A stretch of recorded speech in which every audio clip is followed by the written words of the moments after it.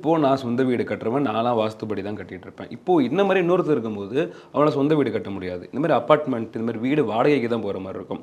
அந்த வீட்டு போகிற வாடகை வந்து வாஸ்துவாக இருக்கா இல்லை என்ன நிலைமை இருக்குது எதுவுமே தெரியாது. அப்படி போயிருக்கிறவங்களுக்கு அவங்களுக்கு தான் அந்த பாதிப்பு ஏற்படுமா இல்லை அந்த வீடு கட்டினவங்களுக்கு தான் அந்த? நல்ல கேள்வி சார் இது.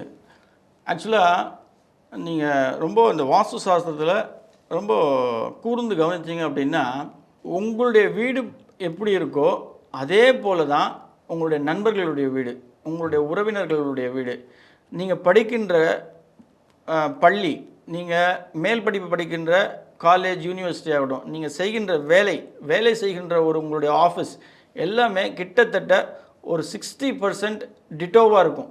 உங்கள் வீட்டில் என்ன தவறு இருக்கோ, உங்கள் வீட்டில் எது சரியாக இருக்கோ அது ஒத்த ஒரு வீடு உங்களுடைய நண்பர்களுடைய வீடு, நீங்கள் படிக்கின்ற காலேஜ், நீங்கள் வேலை செய்கின்ற இடம், உங்கள் உறவினர்களுடைய வீடு அப்படியே டிட்டோவாக இருக்கும்.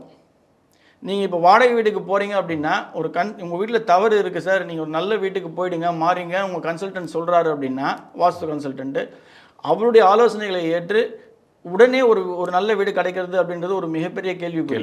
ஏன்னா இன்றைக்கி சென்னையில் வந்து 70% அப்பார்ட்மெண்ட்ஸ் தான் இருக்குங்க. அப்பார்ட்மெண்ட்ஸில் ஆமாங்க, அப்பார்ட்மெண்ட்ஸில் எல்லாருக்குமே வந்து வாஸ்துப்படி வீடு கிடைக்குமா அப்படின்னா அது வந்து ஒரு பெரிய குதிரை கொம்பாக இருக்கும். அது சாத்தியமும் கிடையாது. அதுவும் எங்களுடைய ஆண்டாள் வாஸ்துப்படி இருக்கக்கூடிய அந்த 6 விதிகள் அமைச்சு ஒரு வீடு கட்டணும் அப்படின்னா அது ஒரு ஒரு ஒரு பிக் டாஸ்க்கு. எப்பயுமே நாங்கள் சொல்லக்கூடிய ஒரு விஷயம் என்ன அப்படின்னா, இருக்கிற 6 விதியில் ஒரு 4 விதிகள் முக்கியமான விதிகள் அமைஞ்சிருக்கு அப்படின்னா நீங்கள் வாஸ்துப்படி அந்த வீட்டுக்கு நீங்கள் மாறிடலாம் அப்படின்றது. அந்த வீடு கிடைக்கிறது அப்படின்றது வந்து எப்பயுமே ஒரு கன்சல்டேஷன் எடுத்துகிட்டு நீங்கள் போகிறது நல்லது.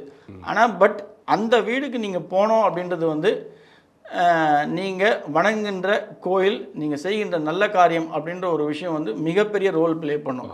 இந்த நல்ல காரியம் அப்படின்றபொழுது படிப்புக்கு உதவி, அன்னதானம், நல்ல தொழில்கள், உதவின்னு ஒருத்தர் வந்து கேட்கும்போது அவங்களுக்கு நீங்கள் உதவி செய்கிறீங்க அப்படின்னா நிச்சயமாக இறைவன், அதாவது பிரபஞ்சம், இந்த இயற்கை, இந்த பஞ்சபூதங்கள் நிச்சயமாக உங்களுக்கு உறுதுணையாக இருக்கும். ஓகே. அப்போ நம்ம இந்த மாதிரி அப்பார்ட்மெண்ட்லாம் தேடும் போது பார்க்கும்போது ஒரு போர்டு போட்டிருப்பாங்க 100% வாஸ்து கம்ப்ளைண்ட் அப்படின்னு சொல்கிற மாதிரி ஒரு விஷயம் இருக்கும். இதெல்லாம் உண்மையா இல்லை வந்து சும்மா அது ப்ரொமோஷனுக்காக பண்ணிட்டு இருக்காங்க? இன்றைக்கி ஒரு 70% ஆஃப் கன்ஸ்ட்ரக்ஷன் பெரிய பில்டர்ஸ் எல்லாருமே போடுறது வந்து 100% வாஸ்து 0% வேஸ்டேஜ் அப்படின்ற ஒரு விஷயத்த நான் கூட நிறைய இடத்துல பார்த்துருக்கேன் சார். ஓகே. ஒருத்தரால் உண்மையை சொல்லணும் அப்படின்னா, வாஸ்து ஃபீல்டில் நான் இருக்கிறதால நான் உங்களுக்கு என்னுடைய அனுபவத்தில் சில விஷயங்களை ஷேர் பண்ணிக்கிறேன். 100% வாஸ்துப்படி ஒரு வீடு யாராலையுமே கட்ட முடியாது சார். 100% இல்லை, டெஃபினட்டாக கட்டவே முடியாது. ஓகே. எதனால்? இது ஏன் அப்படின்னா, நம்ம முன்னோர்கள் எப்படி வாழ்ந்தாங்க அப்படின்னா, கழிப்பறை, ரெஸ்ட் ரூம் அப்படின்ற ஒரு விஷயம் பார்த்தீங்கன்னா நம்முடைய முன்னோர்களுக்கு எப்பயுமே வெளியில் இருந்தது, வீட்டுக்கு வெளியில். ஆமாம். அதே போல் கிராமத்தில் போய் நீங்கள் பார்த்தீங்க அப்படின்னா வீடு இருக்கும், தனியாக ஒரு இடத்துல இருக்கும். ஆமாம், அந்த கழிப்பறை அப்படின்றது தனியாக இருக்கும். அவங்க இரவாக இருந்தாலும் பகலாக இருந்தாலும் பொடிநடையாக நடந்து போய் தான் ஒரு சில காரணங்களுக்காக போயிட்டு வருவாங்க. இன்றைக்கி இருக்க டே அண்ட் ஏஜில் நம்ம வந்து அப்பார்ட்மெண்ட் அப்படின்ற ஒரு விஷயத்துக்கு வந்துட்டோம். அட்டாச்ட் பாத்ரூம் இருக்குது, அதோட கூட காமன் பாத்ரூம் அப்படின்ற ஒரு விஷயத்துக்கும் நம்ம வந்துட்டோம். சில கிராமங்கள் உட்கிராமங்களில் போய் பார்த்தீங்க அப்படின்னா சமையலே வந்து வெளியில் தான் பண்ணுவாங்க. பழைய காலத்தில் நான் சொல்கிறேன், சமையலறை உள்ளே வந்துட்டுன்றதுக்காக நான் சொல்லலை.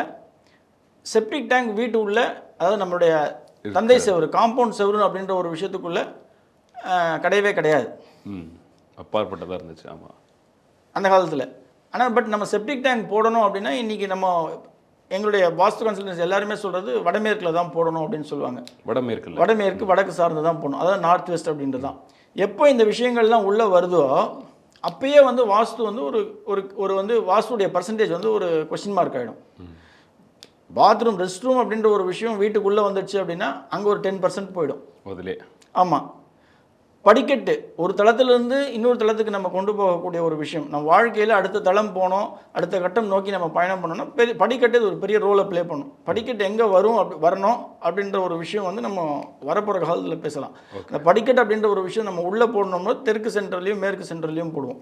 அதுதான் வந்து சாலையில் படிக்கட்டு இருக்கிறது நல்ல விஷயம் தான், ரொம்ப நல்ல விஷயம், ரொம்ப ரொம்ப நல்ல விஷயம் படிக்கட்டு. ஆனால் படிக்கட்டு எங்கே வரணும் அப்படின்றது நம்ம ரொம்ப கூர்ந்து கவனித்து பண்ணணும். அதுவும் நம்ம போடும்பொழுது ரொம்ப கேர்ஃபுல்லாக கவனித்து பார்க்க வேண்டியது இருக்கும். இந்த மாதிரியான விஷயங்கள் நம்ம வீட்டில் வந்து கொண்டு வரும்போது ஒரு ஒரு சர்டன் பெர்சன்டேஜ் வந்து நம்ம மிஸ் பண்ணிடுவோம். ஓகே. யாராலையும் 100% அப்படின்ற ஒரு அப்ப விஷயம் வந்து ஃபுல் அண்ட் கொண்டு வரது வந்து இல்லை, அது அவங்க கமர்ஷியல் விஷயத்துக்காக ஆனா இதை அவங்க போடுற பார்த்து மக்கள் நம்பி போயும் போறதும் உண்டு இருக்குல்ல நிறைய பேர் நிச்சயமா. இப்போ நீங்கள் வாஸ்துன்னு பிளைண்டாக போயிட்டீங்கன்னா, தென்கிழக்கில் கிச்சன் இருக்குது சார், தென்மேற்கில் பெட்ரூம் இருக்குது சார், வடகிழக்கில் அவங்களுக்கு வந்து ரிசப்ஷன் அதாவது ஹால் இருக்குது, வரவேற்பறை இருக்குது, அது மட்டும் வாஸ்து கிடையாது. எல்லாமே பார்க்க இது வாஸ்து கிடையாது. இன்றைக்கி எல்லாருமே சொல்லக்கூடிய ஒரு வாஸ்து அதுதானுங்க. இன்றைக்கி நீங்கள் பார்த்தீங்கன்னா வீட்டில் கட்டக்கூடிய கொத்தனாருக்கே இது தெரியும் இல்லைங்க. அவங்களே இன்ஜினியரிங் நீங்கள் போக வேண்டியது அவசியம் இல்லை. ஒரு வாஸ்து கன்சல்டன்ட் வந்து நீங்கள் சொல்லணும்னு இல்லை. இதெல்லாம் பேசிக் கம்யூனிட்டிஸ். வடகிழக்கில் வந்து ரிசப்ஷன் ஹால் அதாவது ஹால் ஆகும், தென்கிழக்கில் அக்னி இடம் இருக்கக்கூடிய இடம், சவுத் ஈஸ்ட்டில் வந்து நம்ம கிச்சன் போடுறதும், சவுத் வெஸ்ட் தான் மாஸ்டர் பெட்ரூம். அது உண்மை, மாற்றம் கிடையாது. இது மட்டும் வாஸ்து கிடையாது. வாஸ்துல நிறைய பர்முடேஷன் காம்பினேஷன்ஸ் உண்டு.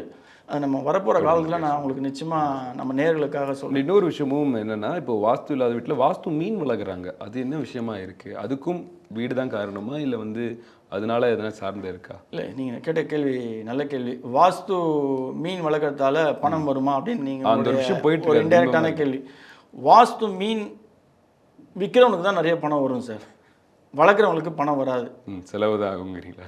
செலவுன்றது இல்லை, அது வளர்த்தா வாஸ்து படி வீடு மாறிடுமா அப்படின்னா நிச்சயமா மாறாது, அவசியம் கூடாது. ஏன்னா நான் ஏற்கனவே சொன்ன மாதிரி இந்த பூமி அப்படின்றது வந்து ஒரு பெண்ணாகவும் சூரியனை மையமாக வச்சு ஆணை மையமாக வச்சு நம்ம இந்த ஜல்லி சிமெண்ட்டு கல் மண் இந்த விஷயங்களை வச்சு நம்ம வீடு கட்டுறோம். அதில் தவறு இருக்குது அப்படின்னும்பொழுது அந்த விஷயங்களை வச்சு தான் நம்ம தவறு செய்ய முடியுமே தவிர்த்து நம்ம வந்து வாஸ்து மீன் வளர்க்குறதாலேயோ இயந்திரம் தகுடு இந்த விஷயங்கள் வச்சு நம்ம வீட்டில் மாற்ற முடியுமா அப்படின்னா நிச்சயமாக சத்தியமாக ஆணித்தனமாக முடியாது. ரொம்ப நன்றி, ரொம்ப நன்றி. ரொம்ப அழகாக தெளிவாக பதிவு பண்ணியிருந்தீங்க. இனி வரும் நேர்காணல் நிறைய விஷயங்கள் வாஸ்து ரிலேட்டடாக பார்ப்போம் சார். நிச்சயமாக ரொம்ப நன்றி. ஆழ்வார் ஆச்சாரியன் எம்பெருமானார் ஜீரத் திருவடிகளே சரணம், ஆண்டாள் பிச்சை சொக்கலிங்கம் திருவடிகளே சரணம் சரணம் சரணம். நன்றி சார்.